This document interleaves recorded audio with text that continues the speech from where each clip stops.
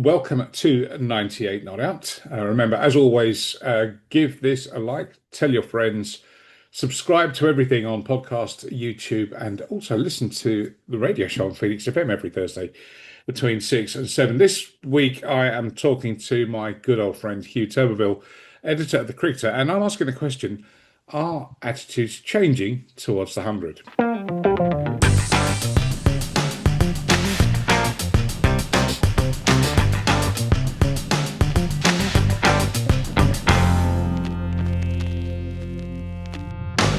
HUW, great to see you. That funny time of the season where the summer seems to be disappearing. There's no warmth in the air. I was out on Saturday watching a bit of club cricket, and for the first time, the hoodie was fetched from out of the kit bag. But we've still got quite a lot of cricket to go.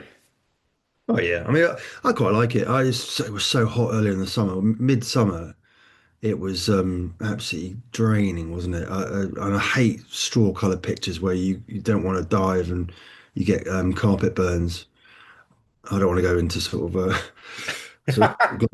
global warming and all that, but no, I quite like this period. Yeah, for cricket, it's gives me captain of the Beddington Fifth, so it's sort of not too hot for me to make my key decisions. But no, we've got three championship rounds to look forward to, haven't we? And we've got the Village Cup final at Lords, run by the Cricketer, September 21st. Have we got the finalists yet? We've got Foxton Granta, last year's winners, against a new team called Staley. Excellent. It's always a great day out and pretty well attended as well. Yeah. So we're in Lovely. September, having had the hiatus of August, which we are kind of getting used to the fact that August makes way for the 100, although there's been a magnificent Metro Bank One Day Cup competition going on alongside. We'll come to that maybe a bit later on. But I'm just interested with the 100. Um, I'm sensing a change in attitude towards the competition. I've read a couple of bits and pieces written by cricketing journalists that are warming to the tournament. They've been to a few games, they've enjoyed the razzmatazz, the night out, and I think as well this year there have been some really notable performances. Jordan Cox for the Invincibles, smashing it everywhere. And then what was really important was Davina Perrin's 100 the other day. How do you feel about all this? Is it still smoke and mirrors, or is there a sea change going on? Yeah. Okay. Well, I mean, I haven't had a sort of sword of Damocles moment. Road to Damascene conversion. I personally haven't particularly. I mean, what I wrote about, and it sort of got picked up a bit and misconstrued slightly in terms of that I'd had this sort of big conversion, was that there was about 7 to 10 days where people just would not leave me alone, badgering me about how great the 100 is this year. And I just wrote about it saying that it struck me that people who I wouldn't expect necessarily to love it or hadn't liked it in the past or had been skeptical about it seemed to have had a bit of a conversion. Um, and I sort of wrote about this. So my friend, Notts fan, big Notts fan, but is now also a Trent Rockets fan. His boys like it.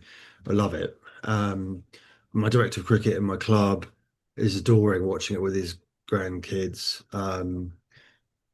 My Notts friend was telling me about this lady from Birmingham who has never watched cricket in her life but loves the Phoenix, and actually has that's had a good effect of her actually going also and going to watch Warwickshire games, which is what the whole thing was designed for in a sense, wasn't it? Although it's been a little bit disappointing. I mean, Richard Gould, the chief executive of ECB, was asked, "Have we got any data to show our fans going from the 100 to other competitions?" And he said, "Oh no, we haven't got that data." Well, to be honest, I thought that was the whole point of it. Mm, This was meant to be an entry point, wasn't it, to mm. cricket?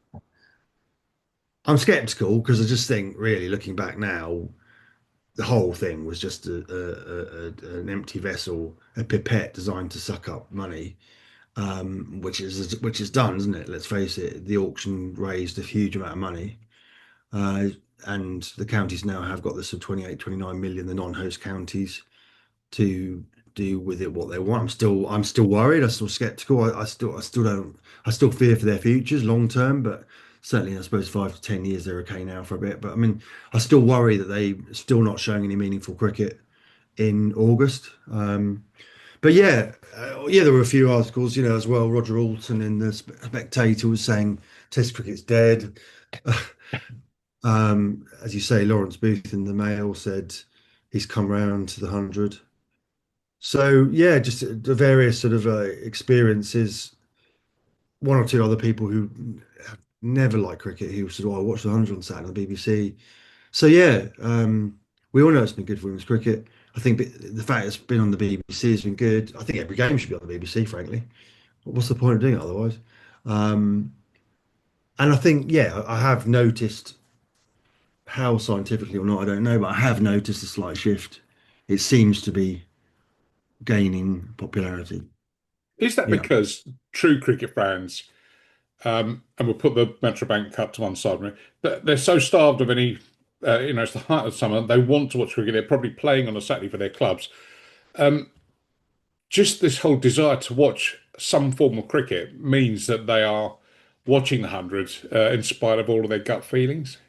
Yeah, I think probably the war is lost now, isn't it? I think it felt like a period of flux, didn't it? It felt like its future was uncertain. But I think with the fact that Gordon Thompson came in and we weren't sure how it was going to go. We thought they just Gould certainly had spoken out against it. Mr. Gould had spoken out against it when he was Surrey CEO, but he changed his mind. He's got 18 counties to represent now. They've gone for it in a big way. And they had the auction. They raised a lot of money. The battle is won, is lost now, or won, or whatever you look at it. And I think people just accept it now. And yeah, it's either don't watch it and do your own thing, or watch it. And I mean, undoubtedly the concept was always sound, wasn't it? That 8 teams will provide for concentrated talent. You can't. I mean, it's an irrefutable argument, isn't it, that you can have more concentrated talent with 8 teams than you are with 18, and that's what people are telling me that they've enjoyed best v best. I mean, I still don't know whether it's exactly the best it can be, is it? I mean, there's probably still loads of players who could come and make it even better. There's still some slightly odd selections and quirks, aren't there? But perish the thought that I question the sort of data selectors and so on. But yeah, the fact is it's an 8 team tournament with concentrated talent, and one night you might be watching Warner, Smith, and Williamson. So yeah, Could that yeah. dial be turned up a notch or two if there is speculation that as the new owners grab the wheel as of next year, there's talk of changing format to a more recognised T20, but also given the Indian money coming into the 100, we might see some of the big Indian superstars taking part. They've not played in any other uh, franchise tournaments around the world. They've stuck strictly to the IPL. They've got to, haven't they? They're contractually obliged to. Yeah, I mean, Yeah. I see Ravi Chandran Ashwin has quit the IPL now, hasn't he? So he can play another tournament. So we might well see him next year. Yeah, I mean, I asked this question of Nick Howson, who's our sort of 100 correspondent for the magazine, the cricketer, who I said, is there going to be a wage cap? Are there any sort of limits? Is the sky the limit in terms of who they can get? Yeah, you can see the Indian owners, American Indian owners, splashing the cash and fighting each other for the best. So yeah, but potentially it could go up a notch, as you say. Definitely. Well, someone was telling me that they fancied seeing Virat Kohli appearing next year. He's obviously stepped away from the higher forms of the game. I mean, if you saw Kohli appearing for London Spirit, or wherever they're going to be called next year, he lives in St John's, or he's got a house in St John's Wood, I'm told. I mean, Notting if Hill, something like I that think. happened, it's Yeah, just a complete game changer, isn't it? definitely. I think, yeah, Notting Hill, I was told, but Oh, is it? the same thing. I don't know. No, they're not huge miles apart. Yeah, yeah. That's titillating prospect, isn't it? Scintillating prospect, Darren. Absolutely, absolutely. So, as we have mentioned, we are into September. A new month means a new edition of a certain publication. Definitely. September edition of the Cricketer. We're looking at classic one-day finals. We've got Eddie Hemmings and Bruce French celebrating their 1989 B&H Cup final. So our writers, including Simon Hughes, myself, Derek Pringle, etc., James Coyne, um, remembering 10 of the best one-day finals at Lord's, domestic finals. Of course, this year's is at Trent Bridge, but that's like nice, evocative subject. We've got Derek Pringle also asking why do fast bowlers keep breaking down?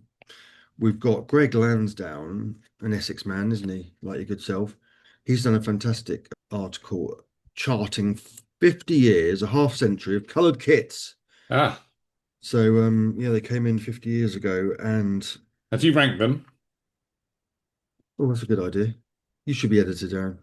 Um, You'd he hasn't, no. That'd be good. have I to mean, put that New Zealand coffee and cream one, I think, would be up there for me.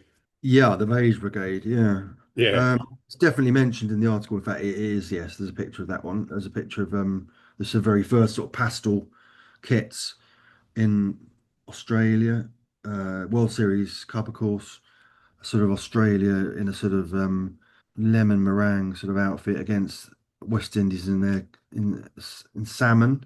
1992 World Cup kits would sort of very much remembered as the best, really, weren't they? yeah. We've got the first county kits in '93.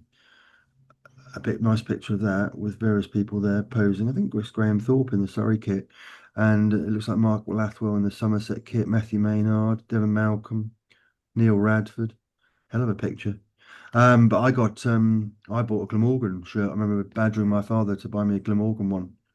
I've still got it. Still Beautiful. fit. Yeah, yeah, it does. No, it's all right actually. It's just that it's sort of bobbling a bit, like Yeah. I'm not sure how great the material was. Oh, it stood the test of time. I've also got my England kit from the 94 5. I was going to say Ashes, but Ashes Tour World Series Cup one upstairs as well. So Oh, good. yeah, you got Mike Matheson batting. You got the 100. You got some 100 kits as well. So yeah. Can I just say one more thing? Oh, The Art oh, of Captaincy, 40 Years On by Mike Brearley. He revisits his seminal tome. yeah, I must reread that. I read that ages ago. Um, but yeah, what a book, what a captain, what a man, Mike Yeah, really. he So writes for just to kind of wrap things up, the 100 has always basically been the subject of a lot of hatred, a lot of division in cricket. Hatred and division. Who would have thought it in 2025? There we go. But is it? I'm going to ask you a question. Is it the monster that people fear it to be? Is it the consume and destroy county cricket? Is it going to be the way that we're watching cricket in, say, 10 or 20 years' time? Well, I mean, it's a $64,000 question, Darren, isn't it? And there's a one that I address in this book here called The Final Test. I The brought out this. final test, exactly. Yeah. Some copies still available, or is it sold out and gone for a reprint? It's going to paperback, which is pleasing. Ah, excellent, excellent. Well, I'm I'm sure if you sure you can find contact one. I'm sure you can find contact, one if you look hard enough. So yeah, I mean, well, Roger Orton in the Spectator says that Test cricket is dying or dead. So I mean, the problem I have with it is that it takes up August, and so we had the One Day Cup this year, and we didn't address that, but it has been really popular the One Day Cup this year, yeah, hasn't it? happy to talk about it. Had sellout crowds at Arundel, Repton, York, I think. So while the 100 is sort of taking off a bit, the One Day Cup seems to sort of cemented its place in the calendar a bit and is ever more popular.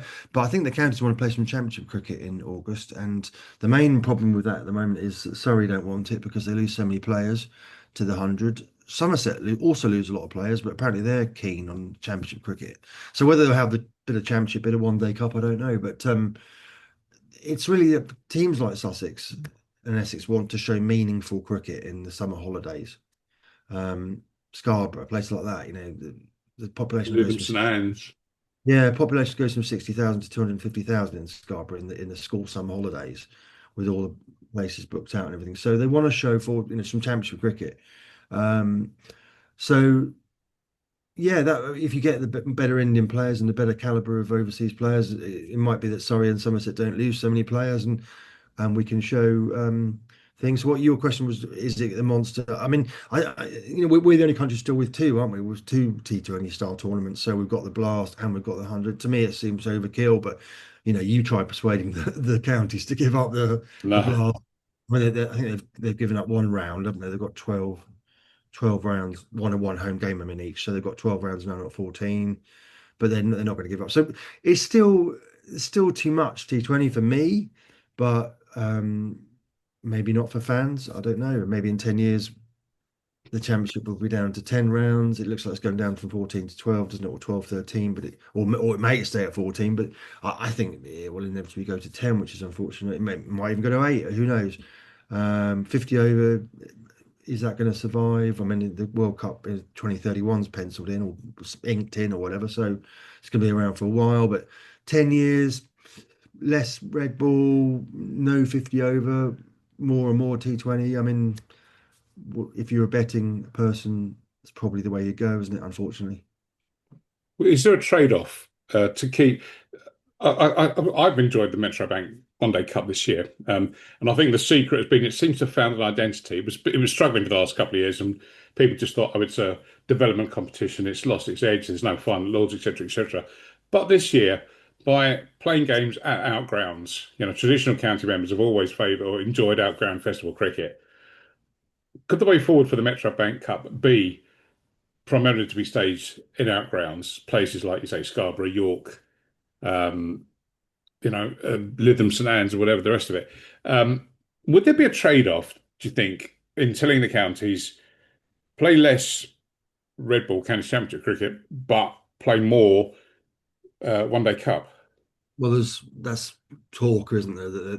Yes, that's the talk, isn't it? They're being offered another one-day cup match. But to be honest, England won the World Cup in 2019. England men, okay, is playing 50 over cricket with reduced squads on outgrounds the best way to be one of the best 50 over teams in the world? I don't think it is it? So a lot of camp chairmen want the 50 over competition, or few chairmen want, or chief execs want the 50 over competition in April. And they say the pitch is at their best for 50 over cricket at that time. Uh, I know, I think the way is to have some probably outground championship matches in August, Go. personally. Oh, that would keep everybody happy because Scarborough, there's yes, current Scarborough, tussle. Yeah, yeah, Arundel, Lytham, all these places, as you say. brilliant. Hugh, thank you for your time. And one final plug for the September edition of the Cricket Out Now. And of course, don't forget the final test, But um, which is a superb read. I've actually read it. I've read it. It seems like ages ago now, but I went through it in two sittings. Available on all good bookshelves and online websites. And I'm sure if you got in touch with Hugh via the Cricketer, he would rustle up a signed copy for you as well. And don't forget the paperback edition is out soon as well, just in time for your Christmas list. no, next Hugh Turberville from the Cricketer magazine. Always a pleasure to chat, and thank you for joining me. Thank you very much.